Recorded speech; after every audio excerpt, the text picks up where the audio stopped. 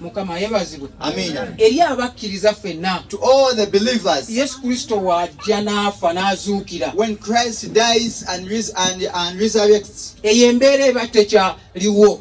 That situation is no longer there.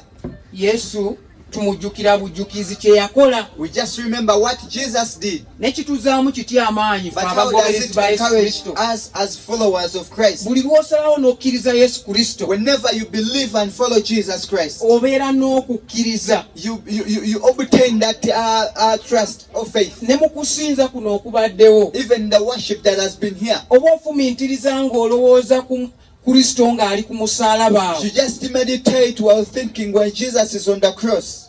Mukama yebazibwe. Amen. So obubaka obwa leero. So today's message. Yesu Kristo anaazuukira naawe. Will he resurrect with you? Kubanga ayagala ozuukira naffe ffenna. Because he want to resurrect together with us. Naye olina kumanya nkola ki? You have to know how are you going to do it. Nkola ntya Yesu okuzuukira naawe? What am I going to do Jesus to rise together with me? Ayagala ozuukira naawe mu bintu bingi by'otambulira mu bulamu bwo. In many items in your life and everywhere you walk. Kubanga ffe abakristaayo. Because we as Christians. Ekituleese wano bangi wiiki ezibadde mabega mubadde temujja. Many weeks, many of us have not been coming for the rest of the weeks back. Naye obadde yeewaka n'ogamba luno olunaku lw'amazuukira. But you've been home and you have say that today is a day of resurrection. N'osalawo n'ogamba ebitayidde kambireke nkole ki? And then you say that those that are not ready, let me leave them and go for fellowship. Ate nga mukimanyi tutera kubisambyasambyako tuddeyo eka tulye. As you understand that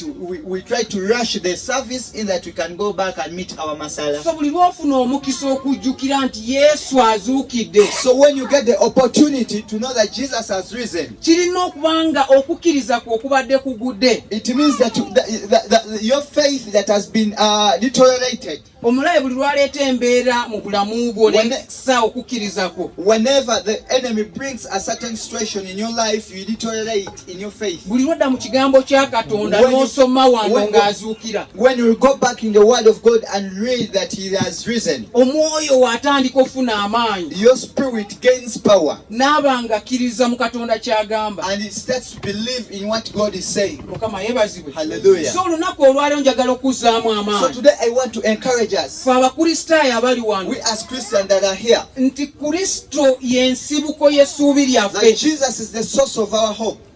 Oba tetulina kyakulya waka. Whether we don't have anything to eat at home. Naye tulina okujjukira ne tutunuulira Kristo ki kye yakola ku musaalaba. But we have to remember and look at what Jesus did on the cross. Wiiki eri wesaaliwo musumba. Last week musumba teyaliwo. when I was here, pastor was not around. Twayogera nga bamusekerera bonna. We were talking and they were all laughing at him. Yasitula omusaalaba nga buli kyalo gyayita bamusekerera. He was carrying the cross and wherever he was passing they used to laugh at him. Ng'atunuulidde ekiruubirirwa ekikyo gwe. For us he was looking at the target, the hope of you ng'ayagala and me. kutaasa gwe. He wanted to save your spirit. Mukama yeebazibwe. Amen. Era kye yatuukiriza olunaku olwaleero. And today he fulfilled the promise. N'ayita mu bulumi obungi. He went through the great agony. Ng'ayagala okutaasa gwe ali wano. But he wanted to redeem you who is here. Ne wamala n'okutaasa omwoyo gwo. But after saving your soul, ayagala n'okukyusa okutaasa okuzuukira n'ebyo by'okwatako mu bulamu he wants as well to resurrect with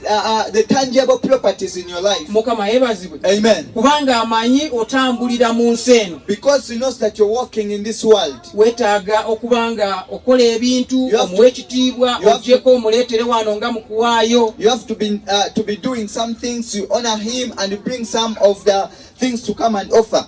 So newakubadde.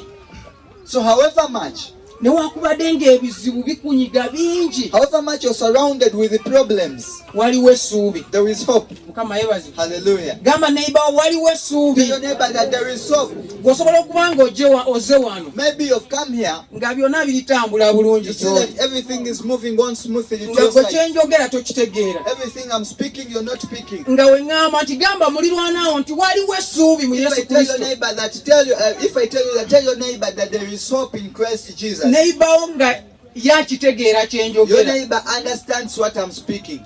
Wobanga omaliddwamu amaanyi when you're tugambe discouraged, you say, ng'oba obadde olina ky'osuubira okufuna you've been hoping to get something, naye nga tekirabika, but it's not seen. obeera awo mu mbeera nga tetegeerekeka, You're just in a chaos situation. nga neebajja okuzaamu amaanyi Even if tobitegeera. they encourage you, you don't understand things. Naye Yesu mwene olunaku olwaleero But today, azuukidde, Jesus himself has risen. akuzzaamu amaanyi He's encouraging you nti osobola okuyigira ku mbeera eno gye yayitamu, that you can learn from this situation that you went through. embeera ey'okufa.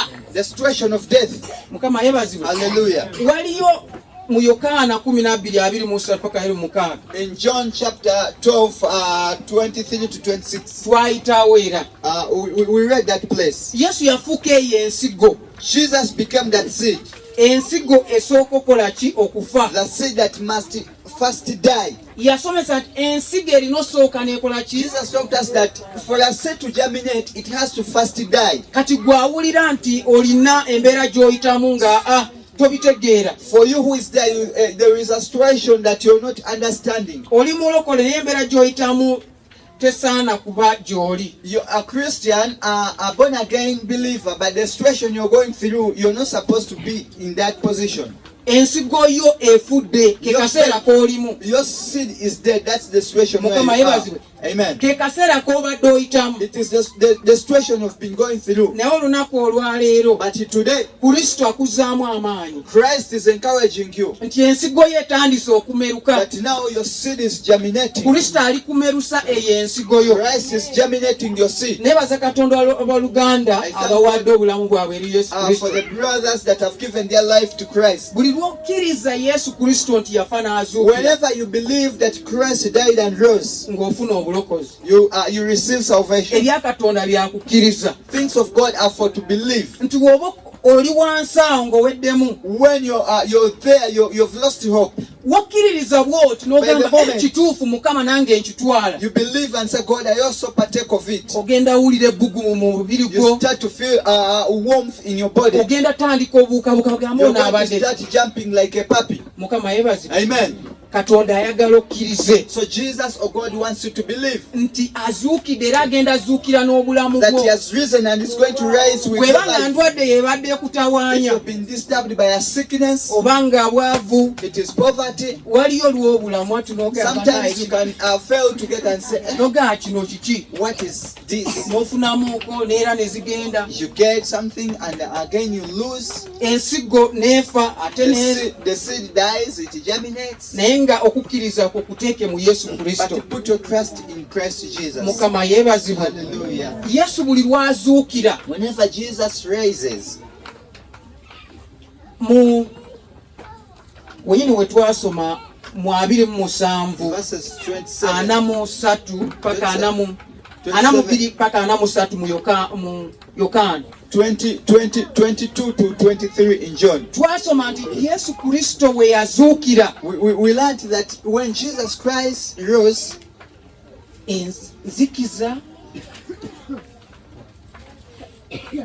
nzikiza yakwata when Jesus died on the cross, there was darkness all over the world. mu kuzuukira. But when he rose from the dead, Biki ebirala What kind of things ebyazuukira happened? ebyakola ki ebyali tebina maanyi? those that were lost strength gained the strength. Kama yeebazibwe. Hallelujah. Abaafiira mu kukkiriza Those that died in faith, baazuukira naye, they rose. n'ebintu ebyali awo nga tebitegeeka abantu baalabanga biddamu ofuna obulamu. Even those things that had lost hope, people saw that they were gaining strength and life Ku lw'omuntu omu because of one person ayeewaayo that gave himself n'aba nga yeesigama ku Katonda. and believed God. Obulumi bwamuluma Yesu n'ayagala Went naye through great pain, but n'agamba Mukama akwagala kwo. he said that let your will, God. So buli lw'osalawo ne weesigama ku Katonda naawe, Whenever you decide and believe in God, Mukama agenda kulabikira. God will reveal himself to Mukama you. agenda kweraga eri famire yo, God is going to manifest himself to your family. era n'abo abakwetoolodde, And everyone that is surrounding you, oba oviira Naminya ku nsozi nga whether you're coming from Naminya, anti waffe eri gy'ali gye like our aunt twagendako, where she stays, ne banneiba bagenda kukola ki? Even the neighbors, Bagenda kufuna ekitangala kya Yesu they will Kristo. receive that light of Christ. Bagenda kulaba obulungi bwa Yesu They will Kristo see nga the buva goodness of gy'oli. Christ coming from you. Kubanga osazeewo Because you have decided n'okkiririza mu kuzuukira kwa Yesu and you Kristo. believed in the resurrection of Jesus Christ. Mukama yeebazibwe. Amen. Abakkiriza bonna All the believers, buli lwe tusalawo whenever we decide mu buzibe bwaffe, in our faith, mu buzibe bwaffe tuli bazibe. in our blindness, Katonda atulaba ng'abaki? God sees us as blind.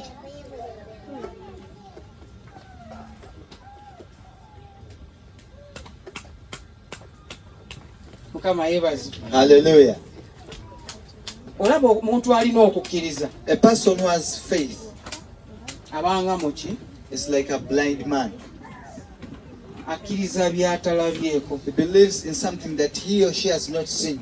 Era okkiriza And by'otalabyeko, if you believe something you have not seen, Mukama alabisibwa mu ngeri ey'amaanyi. he can be revealed in a powerful way.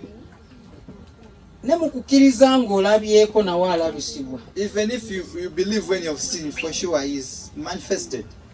Naye nga tolabyeko ng'oli But muzibe if you have not seen, you are blind, n'okkiriza mu Yesu Kristo, and you believe in Jesus Christ, Mukama alabisibwa nnyo. God is manifested more powerfully. So Mukama ayagala tubeere nga tumwesigamako So God wants us to trust in him olw'obununuzi bwonna eri obulamu bwaffe. for all the redemption in our life. Manyi twetaaga okununulibwa mu bintu bingi. We need to be redeemed in many things. Abakkiriza bangi In many believers, amazuukira gano edda this resurrection long before, ne mu makanisa agamu even in churches,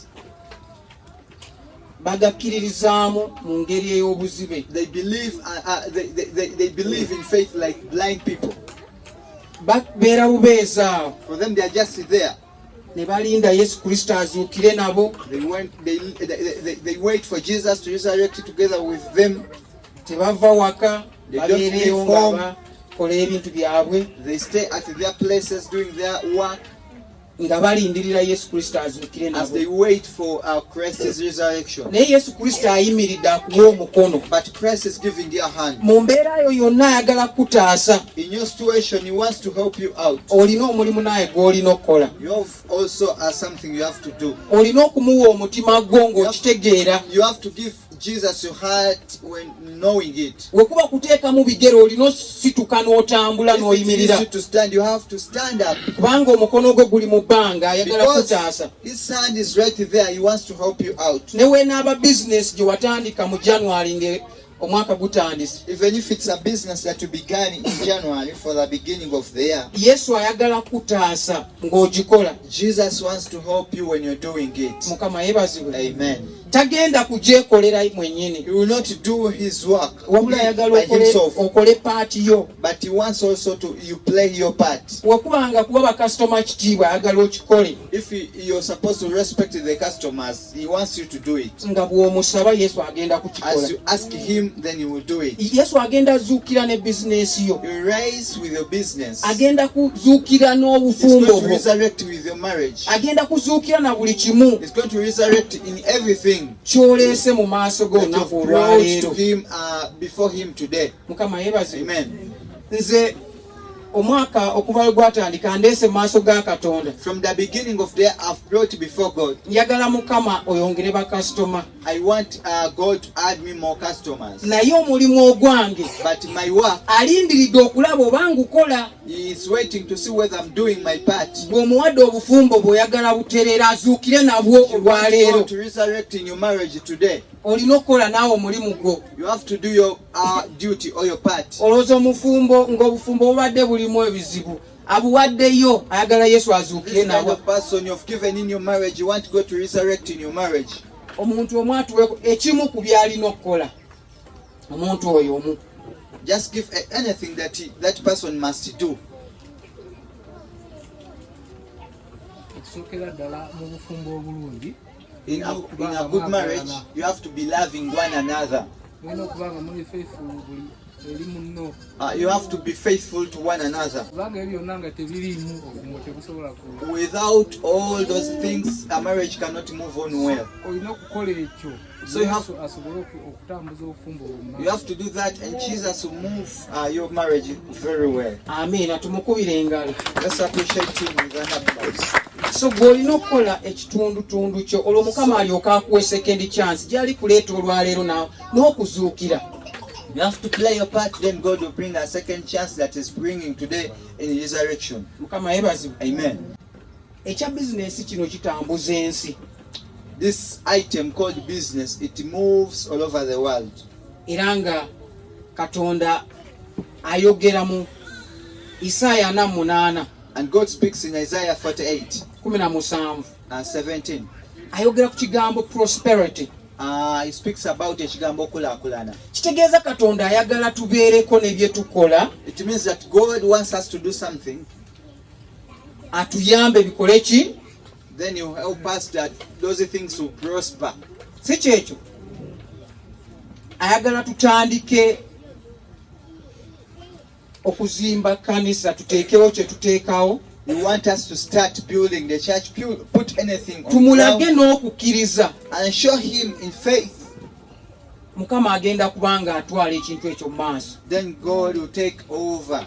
Jjajja waffe mu bakkiriza Ibulayimu, our grandpa in faith Abraham, yatwala okwo okukkiriza n'akwata n'agenda asala omwana. To go sacrifice the boy. Buli lw'okola ekintu bwe kityo, whenever you do something like that, ky'olina okukola Katonda kyakusuubiramu. What you have to do, what God expects of you. Katonda awo atandikira. That's where God starts. N'akyusa obulamu bwo. And it changes your life. Mukama yebazibwe. Amen. Era nga ffenna abali wano olunaku olwaleero. As we are all here today. Olunaku olwaleero nga Yesu bw'azuukira. Today as Jesus is risen. Ali kutuwa second chance. Giving us a second chance. Byonna ebibadde bitutawaanya. Disturbing us.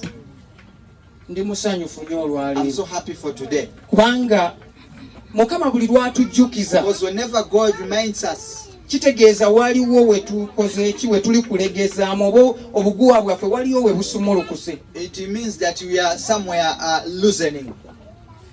Ani akitegeera? Who is getting it? Whenever God reminds us, it means that we have gone backward in certain areas. Saakomyewo tujjukiza nti waali ali kutuwa omukisa ogwokubiri. He has come again to remind us that he's giving us a second chance. Ne woba ng'ogwiridde ddala olaba osobezza ekiteekanika. Katonda ye mwesigwa atuwadde second chance. God is faithful, he has given us a second chance. Era second chance mu Katonda. And a second chance in God. Agituwa n'okusukkuluma. He gives it to us in abundance. Paulo nga tannafuuka Paulo. Before Paul became Paul, yali w'amaanyi nnyo mu kuyigganya. He was great in persecuting the church of Christ. Si kyekyo. Amen. Katonda n'amuwa second chance n'akyusa obulamu bwe. A second chance and turned his life or changed his life. Katonda waakuwa second chance bisukkuluma ne we wali. If God gives you a second chance, things go beyond to the level that you were at. Kasita osalawo n'omwewa. If you give yourself to God. So nga bwe tuva wano olunaku olwaleero, as we are living today, tugenda kusalawo. We are going to decide okwesigama ku Katonda, to lean on God, kubanga mulamu, because he's alive, era ng'asobozesa abakkiriza be bonna, y'asobozesa n'ekye tugamba okukola, and he enables the believers and everything that we do. Ky'ogenda okukola ng'olowooza era sitiri otaddemu maanyi go. Anything that you're going to do thinking that you're using your energy, your strength, Mukama y'agenda okusobozesa. It is God who is going to enable you. Mukama yebazibwe. Amen. Wali akanyenke njagadde twongere tusomeko wano. There is a scripture I want us to read down here. Some Engero 16:3. Let's read Proverbs. 16:3. Proverbs 16:3. 16:3.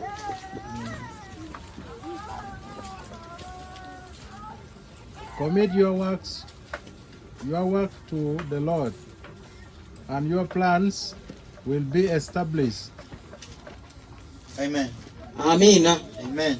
Nti byonna by'okola, everything you're doing, tugenda bikwasa Katonda olunaku olwaleero. Commit it to the Lord. Si leero lwokka nga we tutegedde nti azuukidde, Not only today that you have now realized his reason, wabula buli lunaku lwonna lwe tugenda kugenda nalwo mu maaso, but every day that will be going on. tubeere nga tubiteeka mu maaso ga Let's commit Katonda. everything to the Lord. Mujjukira Yesu we yabikwasa Katonda byonna kyekyabaawo. As Christ dedicated everything to God, Yamugumya nga bamunyiizizza nga bamusoomooza ave ku musaalaba waakiri abeeko ne kyalaga gye bali. God strengthened him even to the point that when they were telling him to leave their cross and do something. So tubikwase Katonda byonna. So let's commit everything to God. Era Mukama mwetegefu otutaasa olunaku olwaleero. And God is willing and able to help us Mu nsi eno ejjudde eri kuggweerera ng'edda wansi. in this world that is coming down. Ensi emalamu amaanyi nga buli kyokola tekirabamu makulu, ekizaabuza mabega. In the world that discourages everything that you do. Ffe tubeere nga tubikwasa Katonda gwe Let us give tutunuulira everything yekka. to God while looking at him only. Mukama mwetegefu okututaasa. God is ready to help us. Neeba n'akola batya bwe nga Otherwise, weesize they do Katonda. anything when you're trusting in God. Ogenda kuwangula ne wonaaba oli gye batakumanyi. You're going to overcome even if you're somewhere where they don't know Ng'oli you. eyo yonna yonna kasita onaabikwasa You're Katonda. somewhere they don't know you, even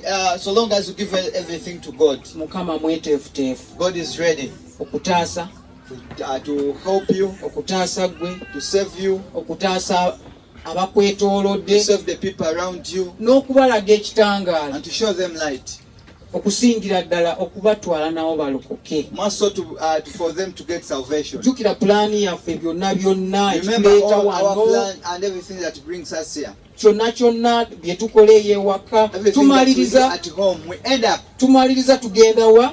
end up pointing where at God. Y'ensonga lwaki ebimu ebikusanga bigaanye bikulemesa okubeera mu maaso ga Katonda. Twogera ebimu olina okola ki? And that's why we say that some things that hinders you from going to God, you have to abandon them. Olina okubita You have to leave them n'odda eri Katonda. and come back to God. Singa twali tumanyi nti ogenda kuwangaala myaka bwegiti, If we knew that we were going to last for this period of years, ng'abavubuka bangi tutera obbatambulamu n'eddereki ne tubabuulira enjiri. as we have to, sometimes we move in the youths and tell them the gospel. Omubuulira enjiri n'agamba, nze nkyali ndirokoka eyo mu maaso. You tell a youth about salvation, I'll tell you, I'll get saved someday to come. Era ne mu bazungu abantu balokoka abasinga bakaddiye. Even in those whites that you see, they get saved when they are very old. Muzeeyi yandaganga bu video, muzeeyi wange nga andaga mu kkanisa bakadde bokka be baliyo. Messiah used to show me a video when it's only the people who are there in the church. Abavubuka balowooza enkya bagenda kuba baki? Tomorrow the youth believe that tomorrow they'll be alive. Tujja kuba balamu, yes, Yes, naye ekyo Katonda kitusuubizangako. Yes, we will be alive, but God does not permit us that. Ayagala w'ofunidde omukisa He wants you whenever you get a chance, omuwe obulamu bwo bwonna, you kubanga give him your life, because ajja kujjanga. he will come like a thief. Snatch you today, your life tomorrow. Mukama Today. yeebazibwe. Amen. So ffe abawulidde ekigambo To those that have heard the word of God, tubeere nga tutunuulira Yesu Kristo mu kukkiriza, let us look at Jesus Christ in faith, era nga y'ensibuko y'okukkiriza and kwaffe is the source of n'amaanyi our gaffe. faith and our strength. Kyetuva twagala naye azuukirire mu bulamu That's bwaffe why nga we buli want him kimu to resurrect in our lives and everything that we do, tukimuwadde. as we commit everything to God. Amiina. Amen. Mukama atuwe omukisa. God bless us. Ezo zeddakiika ze bampadde, Those are the few minutes I was given, era neebaza Katonda olunaku olwaleero. and I thank God for today. Nsaba Mukama abawe omukisa. I pray that God will bless you. Era Easter bagiyita ekigambo ekyo tugenda tukyerabira kati tugamba Easter ennungi. Mbagaliza Paasika ennungi. I wish you a happy Easter. Mukama abawe omukisa. May God bless you. Amen. Naawe Mukama akuwe omukisa. God bless you too. Mukubireko obugalo. Let's appreciate him with a hand of an applause. Amen. Amen. Akuwe nnyo omukisa. God bless you so much. Tujukiza Thank you for reminding us